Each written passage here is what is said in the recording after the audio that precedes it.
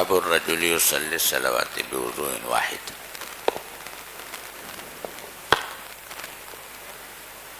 اس کا مطلب یہ ہے کہ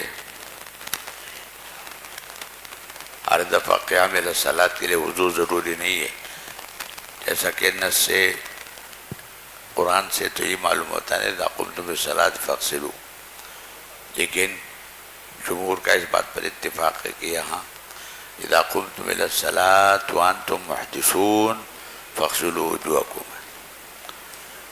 البتہ بعض ظاہریہ کا کہنا یہ ہے کہ حالت اقامت میں وضو ضروری ہے، حالت سفر میں ضروری نہیں، لکل صلاۃ ہوگا۔ ظاہریہ میں سے کسی کا قول ہوگا، لیکن اب جمہور کا مسلک یہ ہے کہ ایک وضو سے جتنی چاہے نماز پڑھے، لیکن یہ شرط ہے کہ مدافعت اخبثین نہ ہو۔ ظاہر ہے کہ ایسی صورت میں پھر نماز نہیں ہوگی، لیکن ظاہر ہے کہ وہ ایک دفعہ جب طہارت ہو جاتی ہے تو ممتد رہتی ہے جب تک کہ کوئی حدث نہ ہو، کوئی نواقص میں سے کوئی ناقص سامنے نہ آئے۔ محض یعنی مرور وقت سے اور مسلسل نمازیں پڑھنے سے اس طہارت میں کوئی خلل نہیں آتا، یہی جمہور کا مسئلہ۔ حدثنا مسدد حدثنا محمد بن عیسیٰ قال حدثنا شریک عن عمرو بن عامر البجلی قال محمد وابو اسد بن عمرو قال سألت انس بن مالك عن الوضوء فقال كان النبي صلى الله عليه وسلم يتوضأ لكل صلاة وكنا نصلي الصلوات بوضوء واحد۔ جیسا کہ آپ نے عشر من الفطرہ کے قریب جو باب ہے وہاں پڑھا ہے آپ نے کہ نبی کریم صلی اللہ علیہ وسلم کے بارے میں کہا جاتا ہے کہ وضو لکل صلاۃ واجب تھا، بعد میں مشقت کی وجہ سے اس کو سواک لکل صلاۃ سے تبدیل کیا گیا، لیکن امت میں کسی کے حق میں وضو لکل صلاۃ واجب نہیں۔ آپ ہر نماز کے لیے وضو فرماتے تھے، وَكُنَّا نُصَلِّي الصَّلَوَاتِ بِوُضُوءٍ واحد، اور ہمارے معاملہ نہیں تھا، ہم ایک وضو سے کئی نمازیں پڑھا کرتے تھے۔ البتہ آپ نے پڑھا ہے کہ حضرت عبداللہ ابن عمر کو جب پتہ چلا کہ مشقت کی وجہ سے آپ کے حق میں تخفیف کی گئی تو وہ اپنے بارے میں سمجھ رہے تھے کہ میں اس کا تحمل کر سکتا ہوں، چنانچہ وہ وضو لکل صلاۃ پر اپنے خود اختیاری طور پر عمل کرتے تھے۔ حدثنا مسدد قال حدثنا يحيى عن سفيان قال حدثني علقمة بن مرثد عن سليمان بن بريدة عن أبيه رضي الله تعالى عنه قال صلى رسول الله صلى الله عليه وسلم يوم الفتح 5 صلوات بوضوء واحد۔ فتح مکہ کے موقع پہ آپ نے 2 کام کیے، ایک یہ کہ 5 نمازیں ایک وضو سے ادا فرمائی، ومسح على خفيه، اور مسح خفین بھی فرمایا۔ فقال له عمر، حضرت فاروق اعظم نے ان سے پوچھا، بظاہر پوچھنے کا جو منشا تھا وہ 5 نمازوں کو ایک وضو میں جمع کرنے کا تھا۔ مسح الخفین تو معروف سی بات تھی، اس کے بارے میں سوال کرنے کی ضرورت نہیں تھی، البتہ جمع فی الصلوات بوضوء واحد یہ ایک نئی بات حضرت فاروق اعظم نے دیکھی تھی، تو حضرت فاروق اعظم نے پوچھا، فقال له عمر انی رأیتک صنعت اليوم شیئا لم تکن تصنعه، کہ آج میں نے آپ کا ایسا معمول دیکھا کہ اس سے پہلے اس طرح کا عمل میں نہیں دیکھ سکا تھا۔ تو آپ نے فرمایا عمدن صنعتہ، میں نے سوچ سمجھ کر یہ کام کیا تاکہ امت کے حق میں کوئی حرج نہ ہو، لوگ یہ نہ سمجھے کہ ہر دفعہ قیام الصلاۃ کے لیے وضو واجب ہے، جب تک کہ طہارت موجود ہے اس وضو سے جتنے چاہے نماز پڑھنا چاہے پڑھ سکتے۔ باب فی تفریق الوضو، تفریق الوضو کا مطلب یہ ہے کہ موالات ضروری نہیں ہے۔ امام مالک رحمۃ اللہ علیہ کے نزدیک فرائض وضو 4 نہیں، یہ 7 ہے، اس میں ایک نیت ہے، ایک دلک ہے اور ایک موالات ہے۔ موالات کا مطلب یہ ہے کہ دوسرا عضو خشک ہونے سے پہلے تسلسل کے ساتھ وضو کیا جائے۔ ایک شخص نے منہ دھویا پھر بیٹھ گیا، پھر آ کے ہاتھ دھوتا ہے پھر جا کے بیٹھ جاتا ہے، یہ موالات نہیں ہے۔ احناف کے نزدیک موالات شرط نہیں ہے، اس لیے کہ زیادہ تعالیٰ کتاب اللہ ہے، غسل ہونا چاہیے، چاہے یعنی تسلسل کے ساتھ ہو یا چاہے وقفے کے ساتھ ہو، لیکن امام مالک رحمۃ اللہ علیہ کے نزدیک موالات شرط ہے۔ تو یہاں اس ترک کے عدم موالات کو کہتے ہیں تفریق۔ موالات ہے تو تفریق نہیں ہے، اور موالات نہیں ہے تو تفریق ہے، یعنی الگ الگ اعضاء کو وقفے وقفے سے دھونا، یہ ترک موالات ہے، یہ تفریق ہے۔ تو بات صرف ہے کہ وہ امام مالک کے مسلک میں جیسے میں نے عرض کیا، ان کے یہاں تو موالات شرط ہے، لیکن دیگر ائمہ کے نزدیک موالات شرط نہیں ہے۔ حدثنا هارون بن معروف قال حدثنا ابن وهب عن جرير بن حازم أنه سمع قتادة بن دعامة قال حدثنا أنس رضي الله تعالى عنه أن رجلا جاء إلى رسول الله صلى الله عليه وسلم وقد توزع وترك على قدمه مثل موضع الظفر۔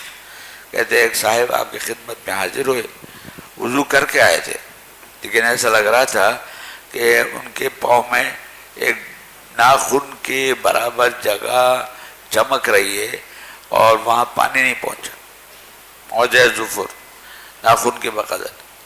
فقال له رسول اللہ صلی اللہ علیہ وسلم ارجع فاحسن وضوءک، آپ نے فرمایا کہ جا کے اپنا وضو ٹھیک طریقے سے کر کے آؤ۔ تو دیکھو یہاں امام مالک بھی اس استدلال کر سکتے ہیں کہ پورا وضو سر نو کرو، لیکن دیگر حضرات کا کہنا ہے کہ پورا وضو سر نو نہیں، بلکہ جو جگہ خوش رہ گئی ہے بس اسی کو دھونے سے وضو کا تحقق ہو جائے گا۔ ارجع فاحسن وضوءک۔ قال ابو داود هذا الحديث ليس بمعروف ولم يروي الا ابن وهب وحده، کہتے ہیں اس میں ابن وہب جو ہے وہ متفرد ہے اور یہ حدیث ضعیف ہے۔ وقد روي عن معقل بن عبد الله الجزري عن ابي الزبير عن جابر عن عمر عن النبي صلى الله عليه وسلم نحو، حضرت فاروق اعظم سے بھی اس طرح کی روایت ہے، قال ارجع فاحسن وضوءک، اور اس میں الفاظ یہ ہے۔ حدثنا موسى بن اسماعيل قال حدثنا حماد قال اخبرنا يونس وحميد عن الحسن عن النبي صلى الله عليه وسلم بمعنى قتادة۔ حدثنا حيوة بن شريح قال حدثنا بقية عن بحير عن خالد عن بعض اصحاب النبي صلى الله عليه وسلم ان النبي صلى الله عليه وسلم راى رجلا يصلي وفي ظاهر قدمه لمعة قدر الدرهم، آپ نے ایک صاحب کو دیکھا کہ نماز پڑھ رہے ہیں اور پاؤں کے اوپر کوئی اتنی جگہ چمک رہی ایک درہم کے بقدر۔ چمکنے کا کیا مطلب ہے؟ یعنی باقی پاؤں جب گیلا ہو جاتے ہیں اور ایک جگہ خشک بچی رہ جاتی ہے تو اس کا انداز بالکل الگ ہوتا ہے نا، گرد و غبار کی وجہ سے چمک سی محسوس ہوتی ہے۔ تو یہ مطلب ہے کہ ایک جگہ خشک تھی جہاں پانی پہنچ نہیں پایا تھا۔ لمعۃ قدر الدرہم لم یصبها الماء، وہاں پانی نہیں پہنچا تھا۔ فامرہ النبی صلی اللہ علیہ وسلم یعید الوضوء والصلاۃ۔ اب ایک نماز کی حالت میں آپ نے ان کو دیکھا تھا، تو جب وضو پورا نہیں ہے تو نماز بھی صحیح نہیں ہے، تو آپ نے ان سے فرمایا کہ دیکھو اپنی نماز بھی دوبارہ دہراؤ، اس لیے کہ نماز وضو کے ساتھ تو نہیں ہوئی نماز، وضو تو ابھی نہ تمام ہے، اور اپنا وضو بھی ٹھیک کرو۔ باب اذا شک فی الحدث، یہاں تک جتنے ابواب گزرے ہیں وہ احکام و مسائل وضو سے متعلق، وضو کی فرضیت، وضو کا طریقہ، صفت وضو رسول اللہ صلی اللہ علیہ وسلم، اس کے فرائض، اس کے آداب، اس کی ادعیہ، شروع کی آخر کی ساری تفصیلات ابھی تک احکام وضو سے متعلق۔ اب ظاہر ہے کہ وضو ہمیشہ تو نہیں رہے گا نا، وضو ختم بھی ہوگا، تو اب یہاں سے نواقض وضو کا بیان ہے۔ لیکن نواقض وضو سے پہلے انہوں نے ایک بین باب قائم کیا ہے، شک فی الوضو کا۔ ایک شخص کو اپنے باوضو ہونے کا یقین ہے، لیکن پیٹ میں کچھ آواز ایسی آئی کہ گڑ گڑ ہوئی، تو اپنے بارے میں اس کو یہ خیال ہوا کہ شاید کہیں وضو ٹوٹ گیا۔ تو کہتے ہیں کہ محض شک سے وضو نہیں ٹوٹتا، حتی یجد ریحا او یسمع صوتا، اور یجد ریحا اور یسمع صوتا، یہ کنایہ ہے کہیں سے؟ تیقن سے، ورنہ ایک آدمی بہہ رہا ہے تو اس کو کیا آواز آئے گی؟ یہ ایک آدمی کی قوت شامہ خراب ہے تو وہ کیا محسوس کرے گا؟ محسوس کر سکتا ہے؟ تو حتی یجد صوتا او حتی یسمع صوتا او یجد ریحا، یہ کہ شک کی وجہ سے اپنے آپ کو محدث نہ سمجھے، بلکہ جب یقینی صورتحال ہو تو اس کے بعد وضو چلا جائے گا۔ اب اس کے بعد یقینی صورت کیا ہے وہ آگے مختلف ابواب میں ان کا بیان ہے۔ باب اذا شک فی الحدث،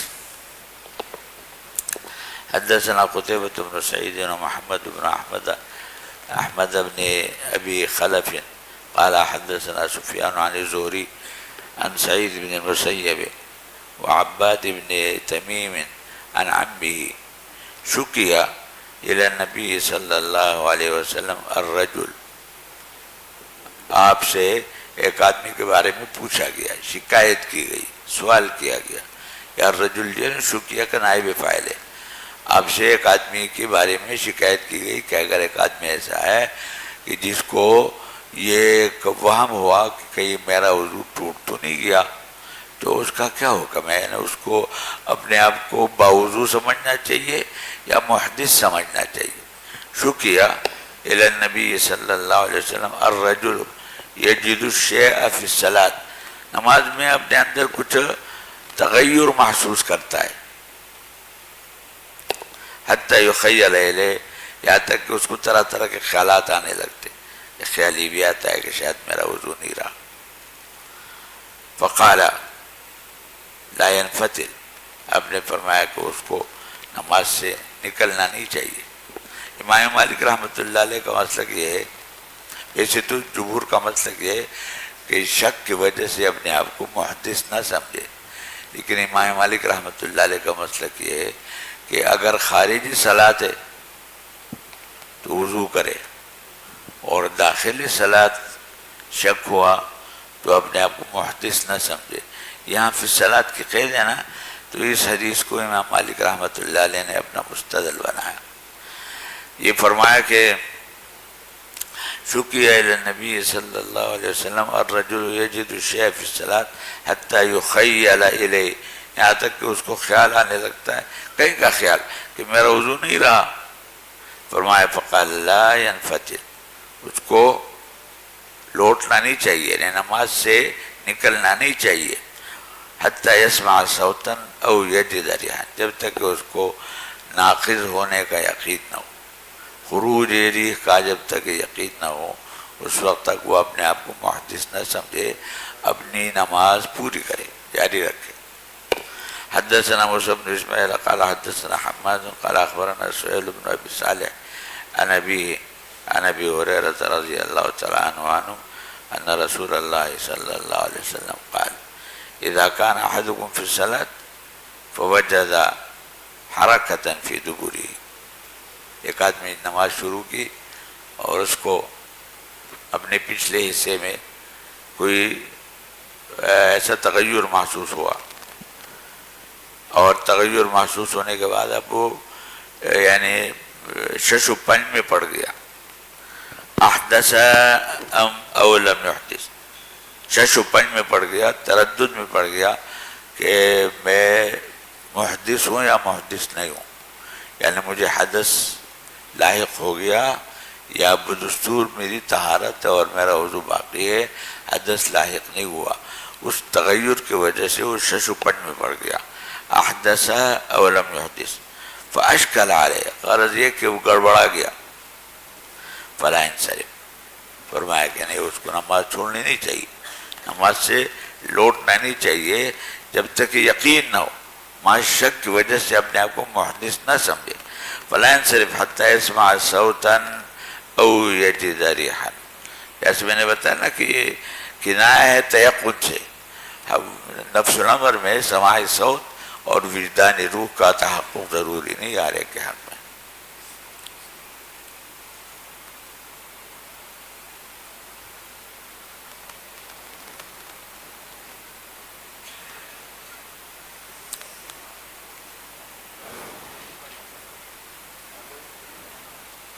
جی مولانا صاحب چلے آگے پڑھیں.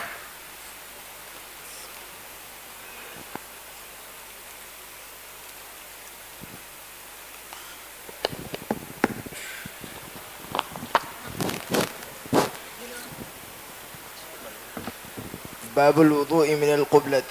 وبه قال حدثنا محمد بن بشار قال حدثنا يحيى وعبد الرحمن قال حدثنا سفيان عن أبي روق عن إبراهيم التيمي عن عائشة رضي الله تعالى عنها أن النبي صلى الله عليه وسلم قبلها ولم يتوضأ.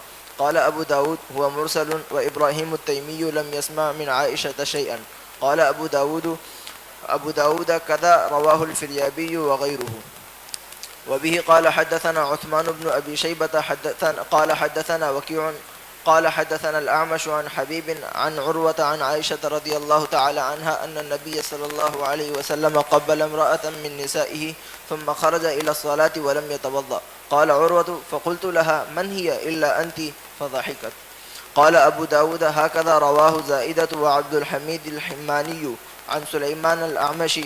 وبه قال حدثنا إبراهيم بن مخلد الطلقاني قال حدثنا عبد الرحمن يعني ابن مغراء قال أخبرنا الأعمش قال حدثنا أصحاب لنا عن عروة المزني. آپ کا کون سا نسخہ ہے جس میں آپ پڑھ رہے ہیں؟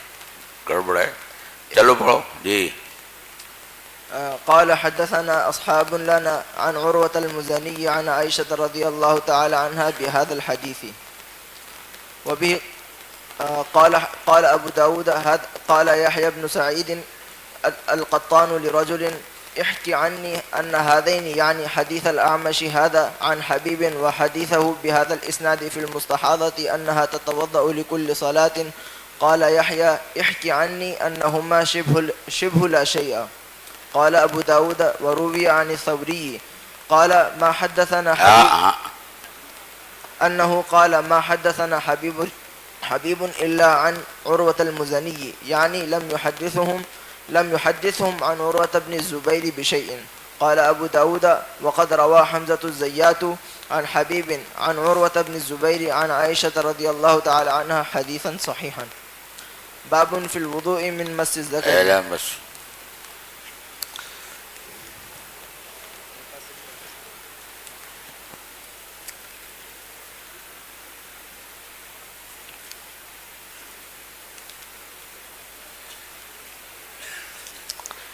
اب یہاں سے باقاعدہ نواقض وضو کا سے متعلق ابواب شروع ہو رہے ہیں. بعض نواقض ایسے ہیں کہ جو متفق علیہ ہیں اور بعض نواقض ایسے ہیں جو مختلف ہی ہیں.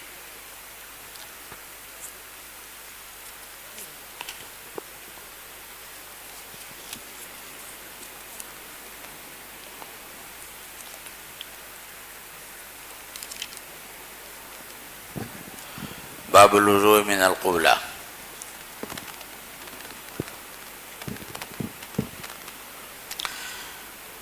قال حدثنا محمد بن بشار قال حدثنا يحيى وعبد الرحمن قال حدثنا سفيان عن أبي روح عن إبراهيم التيمي عن عائشة رضي الله تعالى عنها أن النبي صلى الله عليه وسلم قبلها ولم يتوضأ.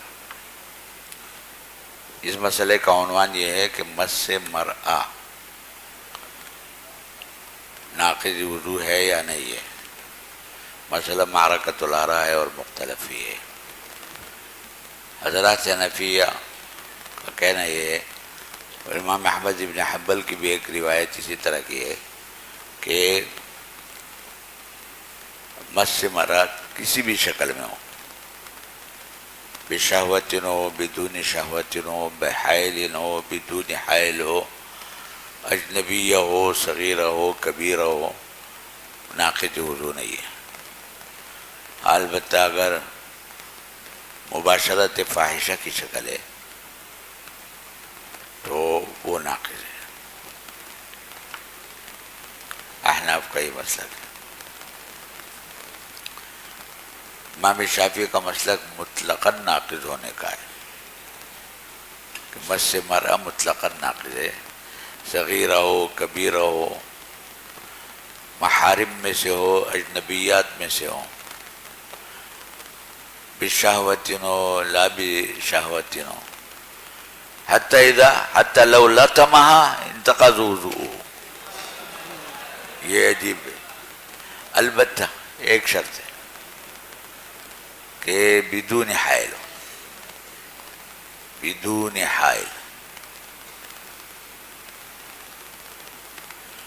امام مالک رحمۃ اللہ علیہ کے مسلک میں 3 شرطیں ہیں. ایک یہ کہ بشہوت ہو، اور ایک یہ کہ محارم میں سے نہ ہو، اجنبی ہو، اور کبیرہ ہو صغیرہ نہ ہو. تو گویا کہ فی الجملہ یہ ائمہ مس مرأہ کو ناقص قرار دیتے ہیں، جبکہ حضرات حنفیہ کسی بھی حال میں مس مرأہ کو ناقص قرار نہیں دیتے، الا ہے کہ جو مخصوص صورت ہے مباشرت فاحشہ وہ بہرحال مستثنیٰ ہے.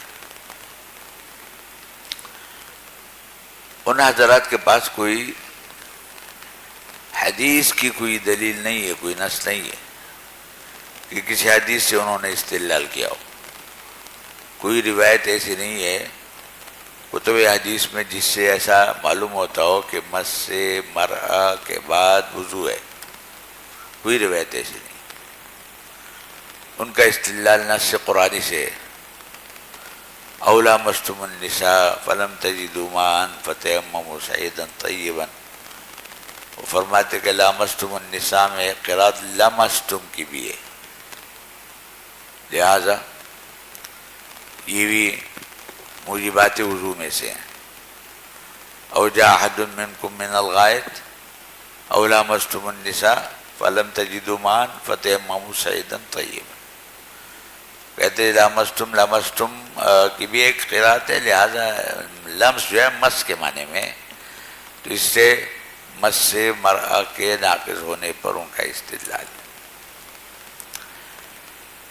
لیکن اور جیسے میں نے عرض کیا نا، کوئی حدیث ان کے پاس ایسی نہیں ہے جس کو مستدل بنایا جا سکے.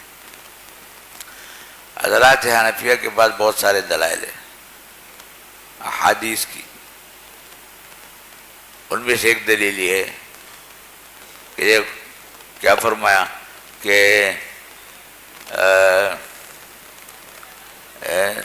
عن ابراہیم التیمی عن عائشہ ان النبی صلی اللہ علیہ وسلم قبلها ولم يتوضا. اسی طریقے سے بخاری اور مسلم اور دیگر کتب حدیث میں ایسی روایات ہے کہ بخاری میں روایت ہے کہ نبی کریم صلی اللہ علیہ وسلم تہجد کی نماز پڑھتے تھے، میں سامنے لیٹی رہتی تھی. فَإِذَا أَرَادَ أَن يَسْجُدَ غَمَزَنِي فَقَبَضْتُ رِجْلَيَّ، کہ مجھے کچھ ہاتھ لگاتے تھے اور اس طرح میں اپنے پاؤں سمیٹ لیتی تھی تو آپ کو سجدہ کرنے کا موقع مل جاتا تھا. غَمَزَنِي کا لفظ دیکھو یہ مس ہے. تو وضو تو کیا ہے، نماز کے لیے بھی وہ معنی نہیں بنی، وہ یہ صورتحال. اسی طریقے سے نسائی کی ایک روایت ہے جس میں کہ مسنی برجلی، یہ سب صحیح روایت ہے. اور نماز کے دوران اس کو یعنی مفسد نہیں سمجھا گیا. اسی طریقے سے حضرت عائشہ صدیقہ کی ایک اور روایت ہے کہ فقط النبی صلی اللہ علیہ وسلم لیلۃ، کہ ایک رات کو مجھے نبی کریم صلی اللہ علیہ وسلم اپنی بستر پر نظر نہیں آئے تو میں ڈھونڈنے کے لیے نکلی تو مسجد میں گئی. فوقعت یدی علی رجلیہ وہما قائمتان ویقول اللہم انی اعوذ برضاک من سخطک و معافاتک من عقوبتک. کہ ڈھونڈتے ڈھونڈتے میرا ہاتھ آپ کے پاؤں پہ پڑ گیا، ہاتھ آپ کے پاؤں پہ پڑ گیا تھا. اب سجدے کی حالت میں تھے اور یہ کلمات آپ کی زبان پر جاری تھے، اللہم انی اعوذ برضاک من سخطک و بمعافاتک من عقوبتک. تو دیکھو نماز کی حالت میں ہاتھ پاؤں پہ پڑ گیا، یہ مس نہیں، یہ تو کیا ہے.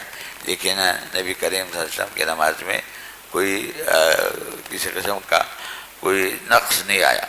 اسی طریقے سے حضرت ام سلمہ رضی اللہ تعالیٰ عنہ کے حدیث ہے کہ کان رسول اللہ صلی اللہ علیہ وسلم یقبل ثم یخرج الی الصلاۃ ولا یحدث وضوءا، حضرت ام سلمہ ازواج مطہرات میں سے۔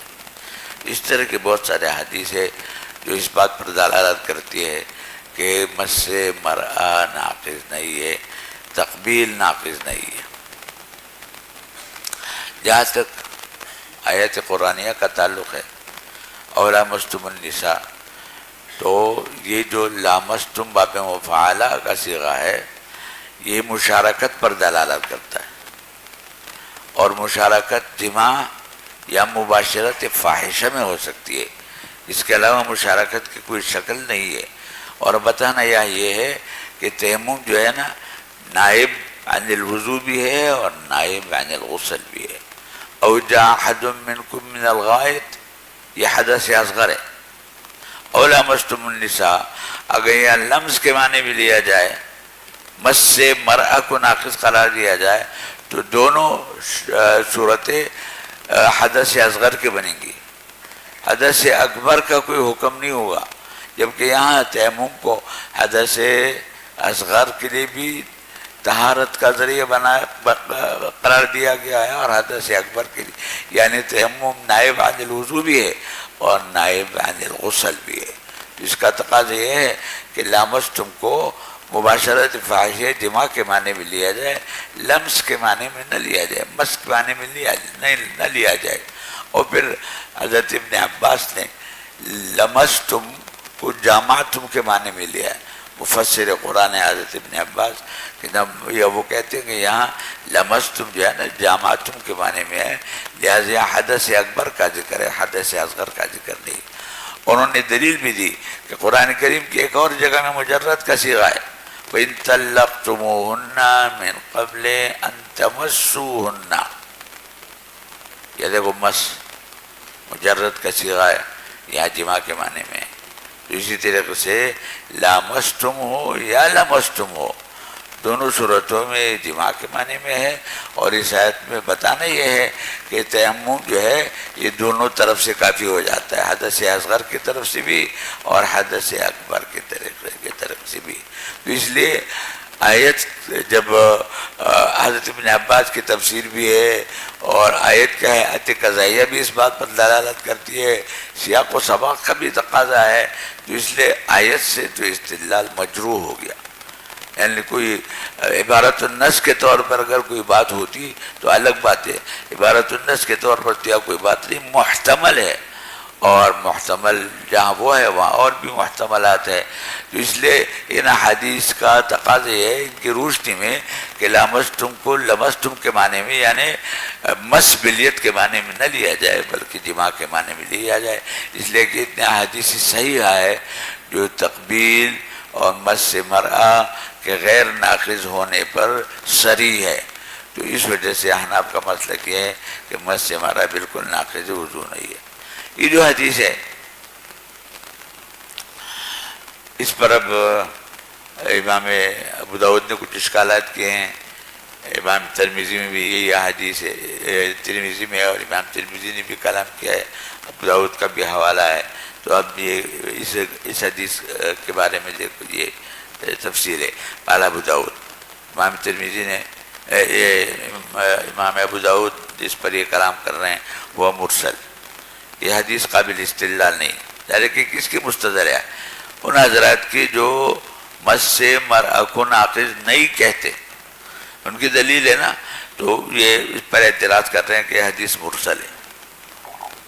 مرسل ہونے کا کیا مطلب ہے کہ اس میں بعد تابعی راوی محذوف ہے، اس لیے کہ یعنی ابراہیم التیمی عن عائشہ، اور ابراہیم تیمی کا سماع حضرت عائشہ سے ثابت رہی ہے۔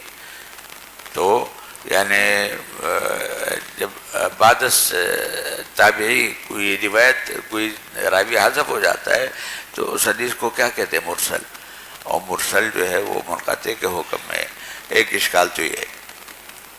فرمایا کہ وہ مرسل و ابراہیم التیمی لم یسمع من عائشہ شیئا، قال ابو داود وکذا رواه الفریابی وغیرہ، کہتے ایک اور طریق میں بھی اسی طرح ہے کہ ابراہیم روایت کر رہے ہیں ابراہیم تیمی حضرت عائشہ صدیقہ رضی اللہ تعالیٰ عنہ سے.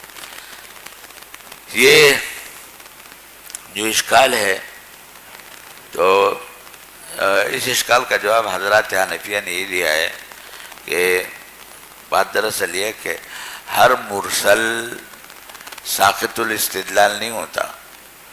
اگر مرسل ثقہ ہے اور اس نے کسی راوی کو حذف کر دیا تو ایسی صورت میں وہ مرسل قابل استدلال ہوتی ہے. وہ حدیث ہر مرسل ضعیف نہیں ہوتی.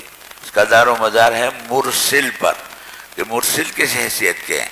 اگر مرسل بعض اوقات حذف کرتا ہے پورے اعتماد کی بنیاد پر تو ایسے میں وہ مرسل ساقط الاحتجاج نہیں ہوتی, وہ بھی قابل استدلال ہوتی ہے. ایک بات تو یہ. دوسری بات یہ کہ یہ حدیث تاریخ قطنی میں بھی ہے. کہاں؟ تاریخ قطنی میں.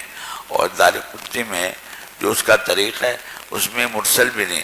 عن ابراہیم التیمی عن ابیہ عن عائشہ رضی اللہ تعالیٰ عنہ. تو اس لیے وہ جو طریق ہے وہ قرین ہے اس بات کا کہ یہ حدیث مرسل اور منقطع نہیں ہے بلکہ مسند اور متصل ہے. تو اس لیے کوئی اشکال نہیں.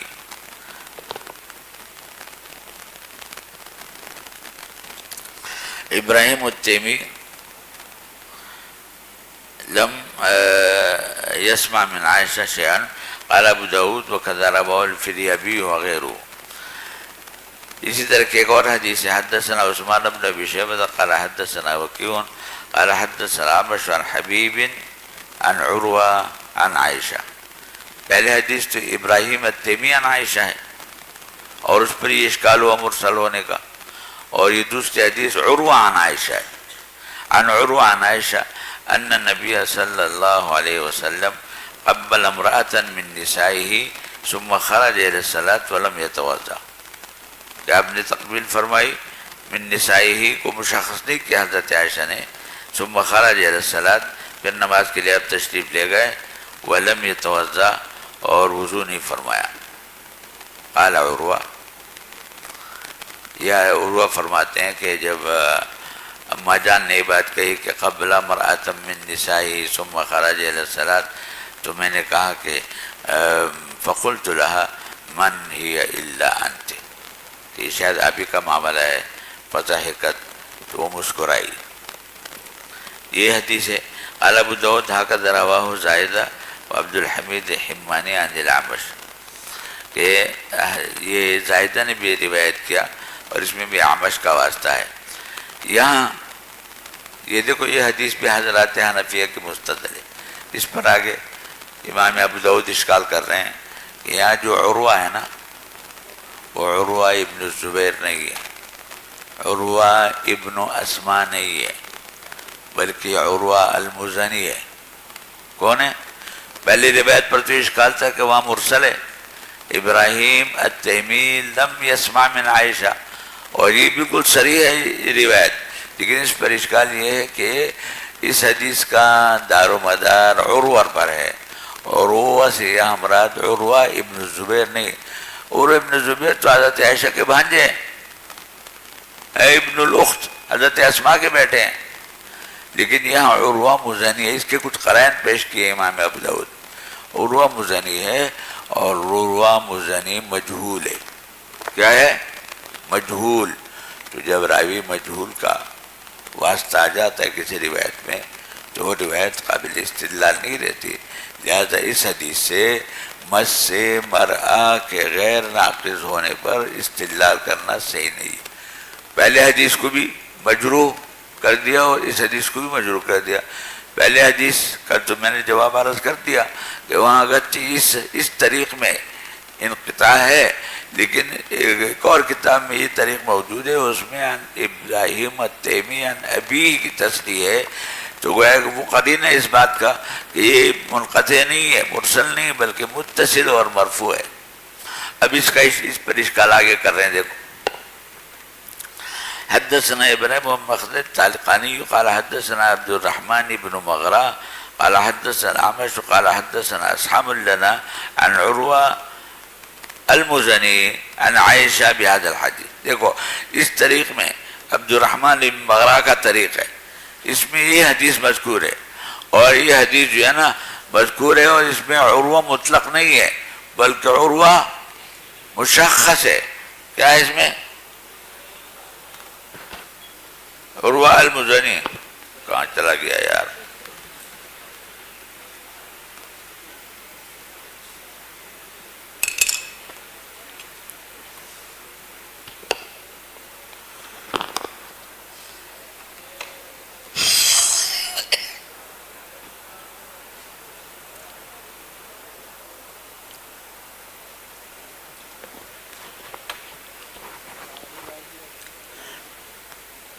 تو اس حدیث پر اعتراض کیا ہے؟ اعتراض یہ ہے کہ یہ حدیث قابل استدلال نہیں ہے، اس لیے کہ اس میں واسطہ ہے عروہ کا، اور عروہ کا سے جو یہاں مراد ہے وہ عروہ المزنی ہے، اور عروہ المزنی مجہول ہے، لہذا جب راوی مجہول کا واسطہ آ جاتا ہے حدیث میں تو وہ ضعیف ہو جاتی ہے، قابل استدلال نہیں رہتی. حاصل یہ ہے نا. اب یہ بات کہ عروہ مزنی کیسے پتہ چلا؟ یہ اس طریقے سے پتہ چلا.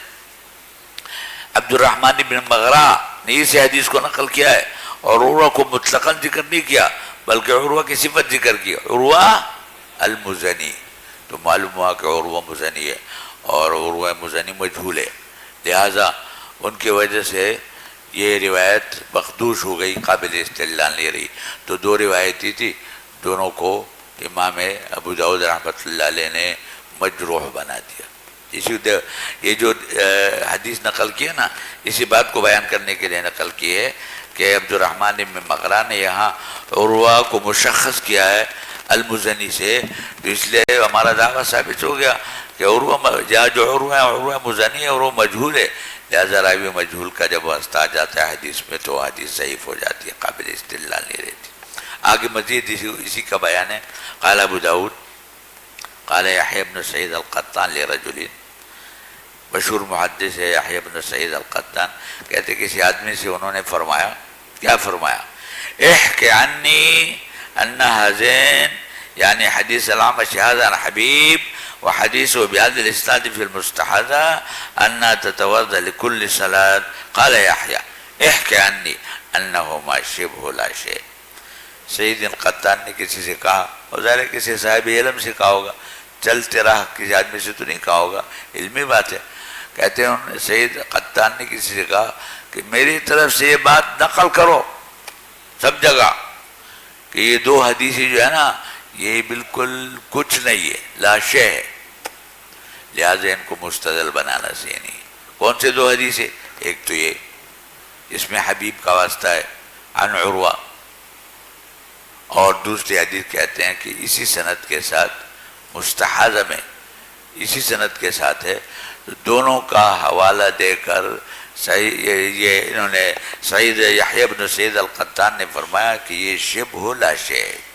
تو گئے کہ بھی ایک اعتراض ہوا کہ اس حدیث کو یحییٰ بن سعید القطان نے لا شے قرار دیا. جب لا شے قرار دیا تو ایسی صورت میں ظاہر ہے کہ اس کو مستدل کیسے بنا سکتے. قال ابو داود قال یحییٰ بن سعید القطان لرجل، ایک آدمی سے انہوں نے فرمایا کہ احکی عنی، میری طرف سے بات نقل کرو. کیا بات نقل کرو؟ ان هذین، کہ دو حدیثی جو ہے نا، ایک تو یہ حدیث ہے یعنی حدیث العامش هذا عن حبیب عن عروہ وحدیثہ بهذا الاسناد فی المستحاضہ، اور ایک عامش کی حدیث ایک اور ہے جو المستحاضہ کے مسائل میں آگے آنے والی ہے. انہا تتوضا لکل صلاۃ، تو اس بھی یہ ہے تتوضا لکل صلاۃ. مستحاضہ کے بہت سارے قسمیں ہیں، تو ایک قسم مستحاضہ کی ہے کہ تتوضا لکل صلاۃ. تو لوگوں کو یہ بات بتا دو، میری طرف سے نقل کرو. کیا؟ قال یحییٰ، دوبارہ اس کا یاد ہے، احکی عنی، میری طرف سے بات پھیلاؤ نقل کرو. انہما شبہ لا شے، یہ حدیثی جو ہے نا یہ شبہ لا شے ہے، یعنی لا شے کے درجے میں ہے. لا شے کے درجے میں ہونے کیا مطلب؟ ناقابل استدلال ہے، ضعیف ہے. تو یحییٰ بن سعید نے بھی گویا کہ اس حدیث کو مسترد کیا. عبد الرحمن بن مغرہ کی حدیث میں عروہ المزنی کی تصریح ہے، وہ اس بات کا قرینہ ہے کہ متن کی جو حدیث ہے وہ بھی عروہ مزنی ہے، اور یحییٰ بن سعید نے بھی اس کو گویا کہ مسترد قرار دیا. آگے قال ابو داود وروی عن الثوری انه قال، سفیان ثوری نے بھی اس پر اعتراض کیا ہے اس متن کے حدیث پر، کہ یہی جو متن کی حدیث ہے نا کہ ان النبی صلی اللہ علیہ وسلم قبل امرأة من سائه ثم خرج الى الصلاة ولم يتوضأ، تو سفیان ثوری فرماتے ہیں انه قال ما حدثنا حبیب الا عن عروہ المزنی، کہ حبیب کے طریق سے جو بھی حدیث ہے اور اس میں عروہ کا حوالہ ہے تو عروہ سے مراد عروہ ابن زبیر نہیں ہے، عروہ المزنی۔ عبد الرحمن ابن معرہ نے بھی عروہ کو مزنی قرار دیا، اور یہ یحییٰ ابن سعید نے بھی جو لاشے قرار دیا عروہ مزنی کی وجہ سے لاشے قرار دیا۔ اور یہ سفیان ثوری فرماتے ہیں کہ حبیب کی جو بھی روایت ہوتی ہے عروہ سے تو اس عروہ سے کون سا عروہ مراد ہوتا ہے؟ عروہ مزنی، اور عروہ مزنی کے بارے میں یہ کہ وہ مجہول ہے، لہذا جہالت راوی کی وجہ سے حدیث ضعیف ہو گئی۔ قال ما حدثنا حبیب الا عن عروہ المزنی، یعنی لم یحدث عن عروہ ابن زبیر، یعنی عروہ ابن زبیر کی کوئی روایت نہیں ہے حبیب کے واسطے سے، جو بھی ہے عروہ مزنی سے۔ قال ابو داود، دیکھو یہ دو تین باتیں ہو گئی۔ پہلی بات عبد الرحمن ابن معرہ کی کہ عروہ سے مراد کون ہے؟ عروہ المزنی ہے، لیکن عبد الرحمن ابن معرہ خود متکلم فی راوی، شرح حدیث نے لکھا ہے کہ خود ثقہ نہیں ہے، لہذا ان کی بات کا کوئی اعتبار نہیں، ان کی بات کا کوئی اعتبار نہیں۔ جہاں اور جو اگلی بات ہے کہ سفیان ثوری نے یہ بات کہی، آگے اس کی بات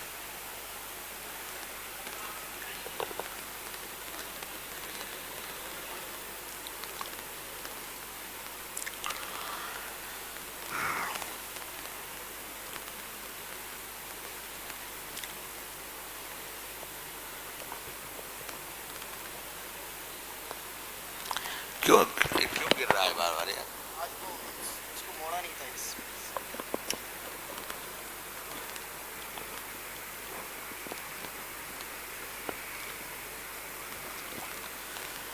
تو دیکھو پہلا اشکال یہ تھا کہ عبد الرحمن ابن معرہ نے اس عروہ کو عروہ مزنی قرار دیا ہے، تو احناف نے اس کا جواب دیا کہ عبد الرحمن ابن معرہ خود متکلم فی راوی ہے، لہذا ان کی اس بات کا کوئی اعتبار نہیں۔ دوسری بات یہ سفیان ثوری کی ہے کہ انہوں نے کہا ہے کہ حبیب جب بھی روایت کرتے ہیں عروہ مزنی سے روایت کرتے ہیں، تو یہ اشکال کیا ہے؟ لیکن خود امام ابو داؤد نے اس کا جواب دیا ہے کہ ترمذی میں ایک کتاب الدعوات میں ایک حدیث ہے جس میں حبیب روایت کر رہے ہیں عروہ ابن زبیر سے، لہٰذا یہ کوئی قاعدہ نہیں ہے کہ حبیب جب بھی روایت کریں گے اور عروہ کا نام آئے گا عروہ مزنی ہوگا، بلکہ دونوں ان کی روایت عروہ مزنی سے بھی ہے اور حبیب کی اور عروہ ابن زبیر سے بھی ہے۔ تو قال ابو داود وقد روى حمزہ الزیات عن حبیب عن عروہ ابن زبیر عن عائشہ حدیثا صحیحا، کہ حضرت عائشہ سے ایک صحیح حدیث کی روایت کی ہے کہ وہ کتاب الدعوات میں اللہم عافنی فی جسدی اللہم عافنی فی بصری، اس طرح کی ایک حدیث ہے کتاب الدعوات میں، حبیب روایت کر رہے ہیں عروہ ابن زبیر سے، لہذا بھی قاعدہ نہیں۔ تو اب سوال یہ ہے، دار و مدار اس بات پر ہے کہ اب عروہ کون سے عروہ ہے؟ امام ابو داود نے جو دو تین قرائن پیش کیے ہیں ان سے کیا معلوم ہوتا ہے کہ عروہ المزنی ہے، اور عروہ المزنی مجہول ہے، لہذا جب مجہول راوی کا واسطہ آ جاتا ہے حدیث میں تو حدیث ناقابل استدلال ہو جاتی ہے۔ احناف کا اس بات پر جزم ہے کہ عروہ مزنی نہیں ہے بلکہ عروہ ابن زبیر ہے۔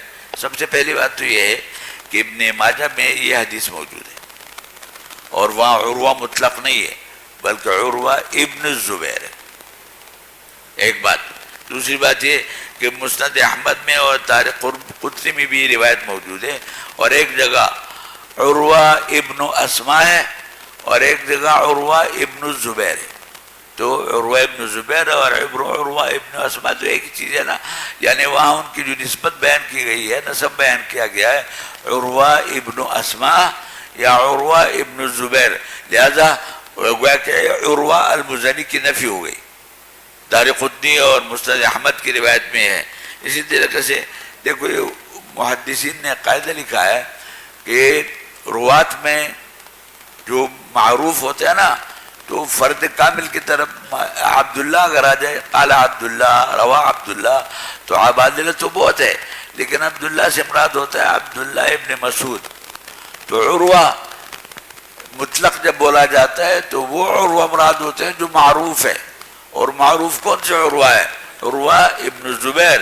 عروہ مزنی تو کوئی پہچانتا نہیں ہے، لہذا اگر غیر منصوب ہے غیر مشخص ہے تو لا محالہ جب مطلق ہوتا ہے تو معروف مراد ہوتا ہے. تو یہاں چونکہ متن میں مطلق ہے تو اس لیے عروہ ابن زبیر مراد ہے. عروہ مزنی تو مجہول ہے، اس کے طرف کسی کا ذہن کیوں جائے. تو اس لیے عروہ مزنی، اس عروہ کو عروہ مزنی قرار دینا دیگر احادیث کے قرینے سے بھی، ابن ماجہ کے حدیث ہے، دارقطنی کے حدیث ہے، مسند احمد کے حدیث ہے جس میں عروہ ابن زبیر اور عروہ ابن اسما کی اسی روایت میں یہ حضرت عائشہ کی روایت ہے، تصریح ہے. چوتھی بات ایک اور ہے، اور وہ یہ کہ دیکھو اس حدیث کے آخر میں ہے کہ فقلت من ہی الا انت، یہ ہے نا، فقلت لا من ہی الا انت. ایک بے تکلفی کا جو جملہ ہے نا، تو ایک بھانجا اپنے خالہ سے یہ کہہ سکتا ہے بے تکلفی میں کہ اچھا یہ تقبیل کا معاملہ آپ کے ساتھ ہوا تھا. ایک اجنبی آدمی اما جان سے آ کے اس طرح کی بات کرنے کی جرات کر سکتا ہے؟ تو یہ من ہی الا انت، یہ جملہ خود اس بات کا قرینہ ہے کہ یہ گھر کا کوئی فرد ہے. اور گھر کا کوئی فرد کون ہے؟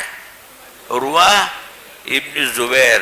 ورنہ ایک اجنبی آدمی کو کیا ہمت ہو سکتی ہے کہ آ کے اما جان سے ایسا بے تکلفی کا انداز قائم کرے. یہ اور اما جان بھی اس سے محظوظ ہو فضاحقت. تو یہ لفظ بھی اس بات کا قرینہ ہے کہ یہاں عروہ المزنی نہیں ہے بلکہ عروہ ابن زبیر ہے. تو اس لیے اسی صورت میں جہالت راوی کا جو اشکال تھا ان قرائن کی وجہ سے ختم ہو گیا. تو پہلے حدیث بھی صحیح ہے، یہ حدیث بھی صحیح ہے. پہلے حدیث بھی صحیح ہے جو مس مرآ کے غیر ناقص ہونے پر دلالت کرے، اس میں ابراہیم تیمی کا واسطہ ہے. اور یہ حدیث بھی صحیح ہے جس میں عروہ کا واسطہ ہے. جبکہ میں نے بتایا کہ اور بھی حدیث ہے، حضرت ام سلمہ کی حدیث ہے مختلف کتب حدیث میں کہ کان رسول اللہ صلی اللہ علیہ وسلم یقبل ثم یخرج الی الصلاۃ ولا یحدث وضوءا. تو اس طرح کے بہت ساری روایات ہیں. تو ان روایت کی بنا پر حضرات حنفیہ کا کہنا ہے کہ مس مرآ ناقص نہیں. ان حضرات کے پاس کوئی روایت نہیں ہے، کوئی حدیث نہیں ہے جو قابل استدلال ہو. اگر مس مرآ کسی نہ کسی درجے میں ناقض وضو ہوتا تو روایت حدیث میں ظاہر کہ تو بلوائے عام کی بات ہے. کوئی روایت تو ایسی ہوتی ہے نا جو ناقص ہونے پر دلالت کرتی، ایسی کوئی روایت نہیں. زیادہ سے زیادہ ان کا مستدل کیا ہے؟ آیت قرآنی آئے، اور آیت قرآنی صریح نہیں ہے اس معاملے میں، بلکہ وہاں لمستم اور لامستم مجامعات کے معنی میں. اس لیے آیت قرآنی سے استدلال وہ متکلم فی ہے اور حدیث کوئی نہیں ہے. تو اس وجہ سے حضرات حنفیہ کا طے شدہ مسلک ہے. امام مالک رحمۃ اللہ علیہ بھی مطلقاً ناقص قرار نہیں دیتے، مخصوص شرائط کے ساتھ ناقص قرار دیتے ہیں.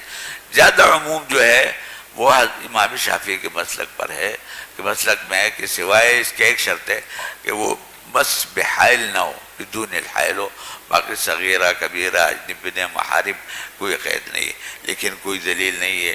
تو اس وجہ سے حضرات حنفیہ مس مرآ کو ناقص قرار نہیں دیتے.